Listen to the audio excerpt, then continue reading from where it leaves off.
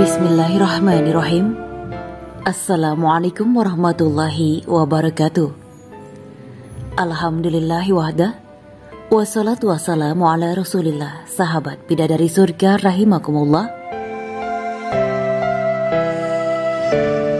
Zaman dahulu ada seorang alim ulama terkenal yang beribadah selama 500 tahun tanpa sekalipun ia pernah melakukan dosa. Tetapi sahabat, ia malah berakhir di neraka. Maka apakah yang salah dari hidupnya? Dan kira-kira perbuatan apa yang bisa menggiringnya ke neraka? Mohon untuk sahabat seiman untuk menonton video ini sampai habis agar tidak terjadi kekeliruan dan salah paham. Di video kali ini kita akan membahas tentang seorang alim ulama yang berakhir di neraka. Assalamualaikum warahmatullahi wabarakatuh. Sahabat bidadari surga yang dimuliakan Allah, semoga kita selalu dalam lindungannya. Amin ya rabbal alamin. Berikut kisah seorang hamba yang beribadah selama 500 tahun tetapi diseret ke neraka karena takjub dengan amalannya. Untungnya Allah yang maha pengasih berkenan menyelamatkannya sehingga ahli ibadah ini dikeluarkan dari neraka. Apa yang menyebabkan ahli ibadah ini masuk neraka? Mari kita simak kisah berikut ini sebagaimana disampaikan Habib Jindan bin Novel Salim Jindan, pengasuh Ponpes Al-Fakhriyah Tangerang dalam satu kajiannya. Kisah ini mengandung hikmah dan pelajaran berharga.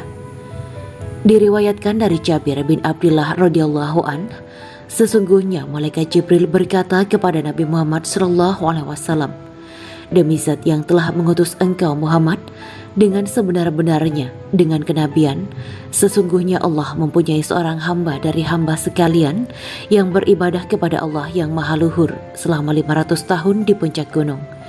Lebar dan panjangnya 30 sirok, 30 kali 30 hasta, dan dikelilingi lautan seluas 4000 farsak dari setiap penjuru.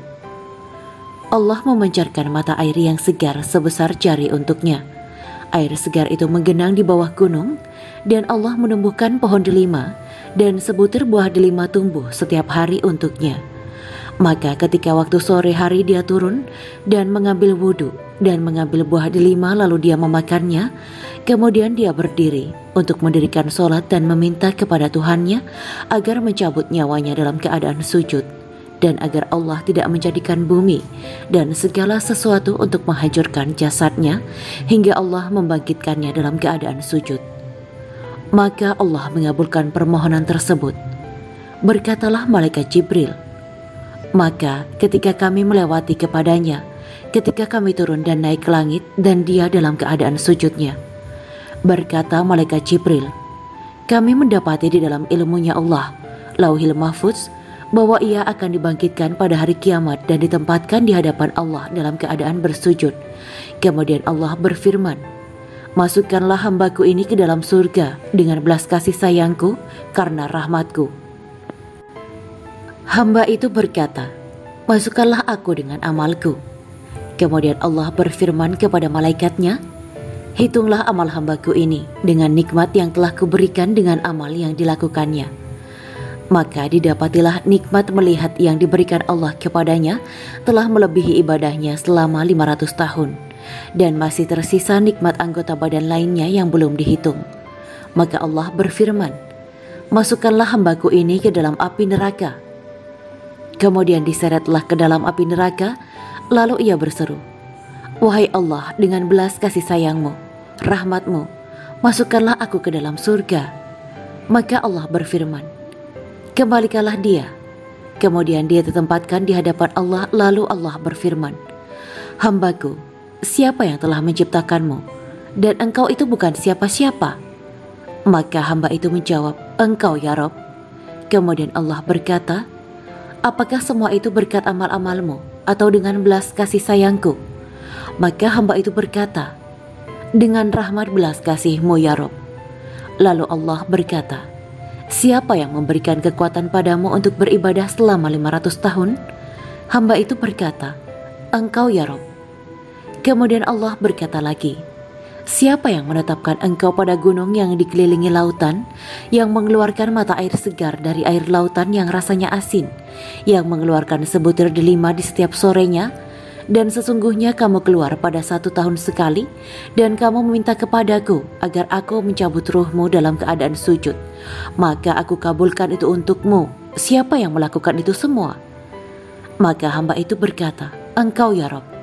Dan Allah berkata, maka semua itu berkat rahmat kasih sayangku. Engkau dimasukkan ke dalam surga dengan rahmatku. Berkata malaikat Jibril, sesungguhnya segala sesuatu itu sebab rahmat belas kasih sayang Allah. Demikian kisah hamba yang beribadah 500 tahun diceritakan oleh malaikat Jibril kepada Rasulullah SAW sebagai pelajaran berharga untuk kita. Al-Habib Jindan memberi nasihat yang indah. Wahai saudaraku, kenapa engkau tidak mengharapkan pengampunan dari Allah yang Maha Pengasih? Bagaimana engkau tidak menginginkan kasih sayangnya? Dalam hadis sahih diriwayatkan, sesungguhnya Allah sangat sayang terhadap hambanya itu daripada kasih sayang ibu kepada anaknya. Wahai orang yang berdosa, janganlah berputus asa dari rahmat Allah. Berapa banyak Allah membebaskan dari api neraka terhadap hambanya, seperti kisah di atas. Maka berprasangka baiklah kepada Tuhanmu dan bertaubatlah kepadanya. Sesungguhnya seorang hamba tidak jauh kepada Allah terkecuali orang yang celaka. Berkata para penyair, apabila tidak ada orang yang berharap kepada engkau terkecuali yang taat, lalu kepada siapa orang yang berlumuran dosa untuk berharap? Dari Abu Hurairah radhiyallahu an bahwa Rasulullah SAW bersabda, tidak seorang pun di antara kalian yang akan diselamatkan oleh amal perbuatannya. Mereka bertanya, engkau pun tidak, wahai Rasulullah? Rasulullah menjawab, aku juga tidak. Hanya saja Allah melimpahkan rahmatnya kepadaku. Hadis riwayat Al-Bukhari nomor 6463 dan Muslim nomor 2816. Imam An-Nawawi berkata, tidaklah seseorang dimasukkan ke dalam surga semata-mata amal ibadahnya. Yang benar adalah seseorang masuk ke surga dengan amal-amalnya, yaitu dengan sebab-sebabnya, dan itu adalah bagian dari rahmat itu sendiri. Al-Minhaj Syarh Sahih Muslim 9/197, Mauqi' Ruh Al-Islam. Semoga kisah ini menjadi pelajaran berharga dan mudah-mudahan Allah berkenan memasukkan kita ke dalam surganya berkat rahmat dan kasih sayangnya. Apakah masuk surga karena amalan atau rahmat Allah? Seseorang masuk surga dengan amal-amalnya, yaitu sebab-sebabnya dan merupakan bagian dari rahmat Allah. Sebagian orang menilai bahwa manusia masuk surga karena amal soleh yang diusahakannya. Hal ini diperkuat oleh firman-Nya, yaitu orang-orang yang diwafatkan dalam keadaan baik oleh para malaikat dengan mengatakan kepada mereka, Assalamualaikum, masuklah kamu ke dalam surga itu disebabkan apa yang telah kamu kerjakan. Quran Surat An-Nahl 16:32. Dan diserukan kepada mereka, itulah surga yang diwariskan kepadamu disebabkan apa yang dahulu kamu kerjakan. Quran Surat Al-A'raf 7 ayat 43.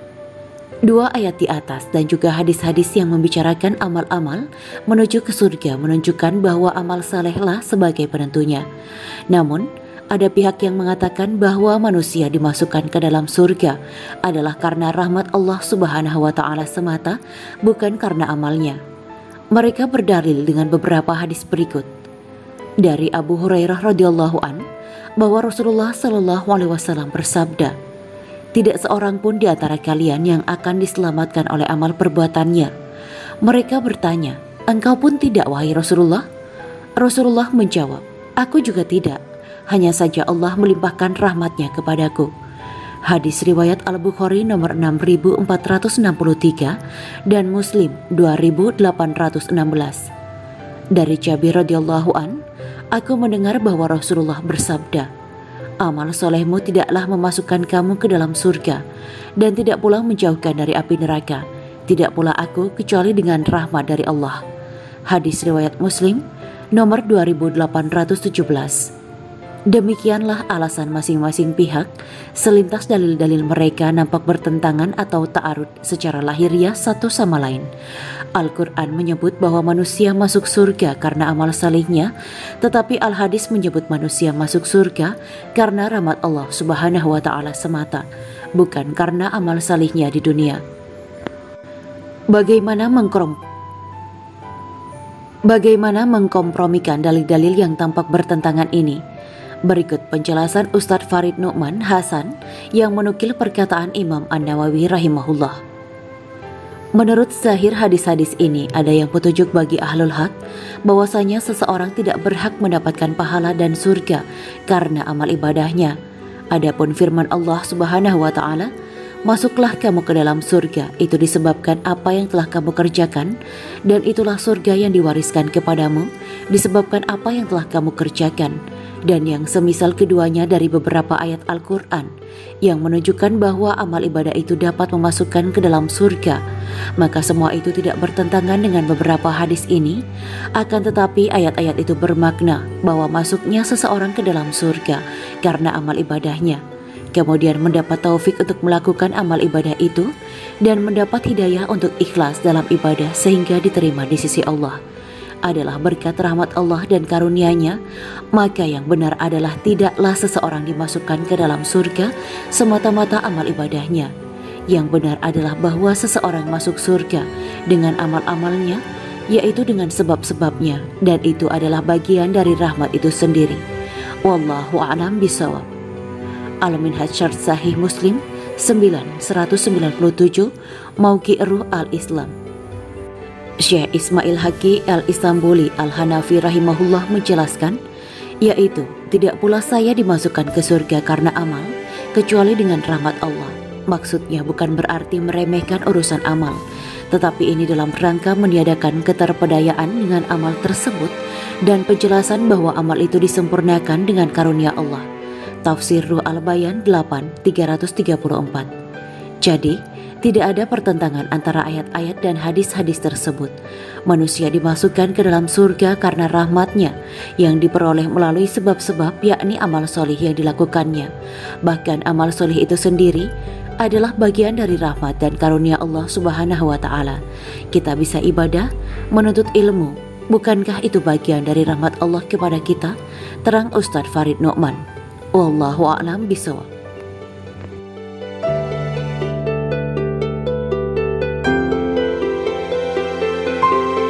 Demikianlah kisah Islami Bidadari Surga pada hari ini.